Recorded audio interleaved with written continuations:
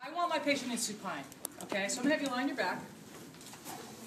And again, if I'm checking her passively, I'm basically just checking her end feel. What end feel should I be getting here? Pretty much a soft end feel. That would be a normal end feel. Normal range for knee flexion is around 135. So 0 to 135 is what you should be expecting. Where do you think your fulcrum would be? Lateral epicondyle is going to be our fulcrum.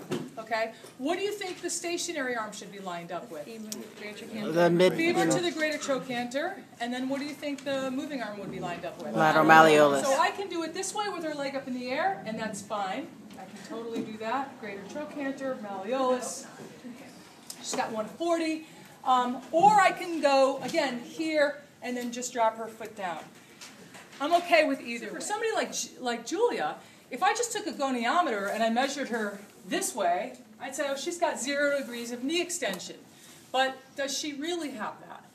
She's got more than that. So this is where you need a towel or a pillow. You need something under there. Is this a great way to measure gastroc length? Yeah. Yes, it is. And actually, for you guys today, I do want you to check gastroc length. We want at least 10 degrees of gastroc length. So how we do that is we're going to measure it with the knee straight. We measure the gastroc with the knee straight. We measure the ankle dorsiflexion with the knee bent.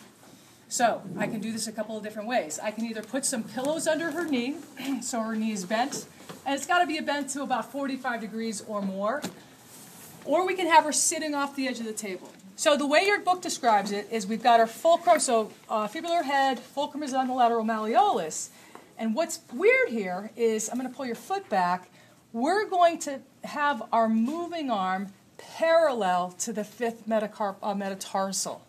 So it's kind of superimposed kind of on that fifth metatarsal. You guys see that? Mm-hmm. So it's not on it, it's above it. But you see the angle doesn't change whether I'm here or here. The angle does not change. Right. And so almost 10, you said? 20. Does that make sense? You can do it either way. We've got the exact same landmarks here. So I'll bring her foot down, and I take my measurement like that.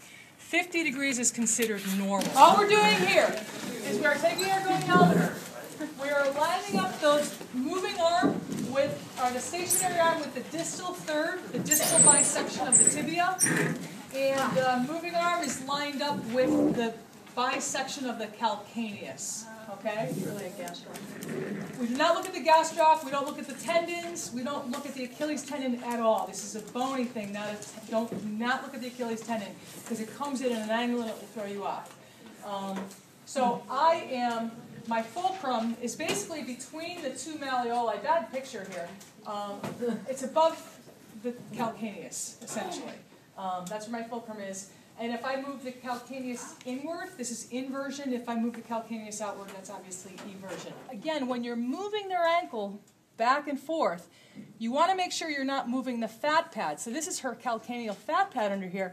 I don't want to squish this or move this because that's going to affect my measurement. I kind of want to cup the calcaneus and evert this way and then invert this way. And it just makes it a little bit hard when you take your measurement because you just have to kind of hold that calcaneus while you're really trying to push everything into inversion.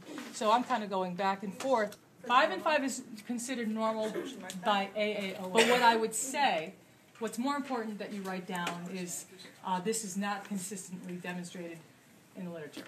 How's that sound? Usually there's much more inversion than eversion. So when you measure forefoot inversion, a la by the book, you're pointing the foot down and in. When you measure forefoot eversion, you're bringing the foot up and out. All right, so the fifth metatarsal is more superior than the first. Does that make sense? All right, so just remember it's a triplanar. There's 3 planes of motion that we're moving this in. So inversion, all I'm doing here is my axis is between the malleoli. My fulcrum is my axis. My stationary arm is along the anterior shaft of the tibia in line with the tibial tuberosity. And my moving arm is the second metatarsal. So that's what inversion should look like. Okay? the moving arm was the second metatarsal? Correct. Okay, thank you. Yep. So 0, this would be 0. We're lining her up at 0. Okay, so this is 0 position here, and then I just bring her in. And she actually has about 48 degrees, and 35, is that what we said? 35 is considered normal for this. And I don't think that's in your book. That's our inversion, and our eversion is the exact same thing. I'm just moving her outward, again, into dorsiflexion, abduction, and eversion. So those 3 motions are combined. I have to bend my goniometer a little bit here. And on her, I'm getting 15 degrees. Okay? 15. But I would just say 70 would be considered normal. Okay? And when you're measuring this, again, your fulcrum is basically right over the medial aspect of the joint, okay, of the MTP joint.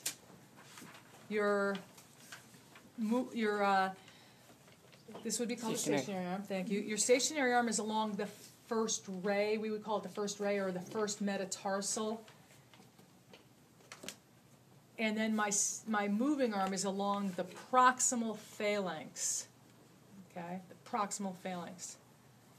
So it's hard, I'm going to be in your way here, Julia, but this is the motion, and this is the other thing, is when you do this, you don't want to push on the big toe this way, you want to push on the big toe this way, okay? And again, you want to make sure, the tricky thing about this one is that you're along that first metatarsal, okay? So how it should look is where I'm here, here, and right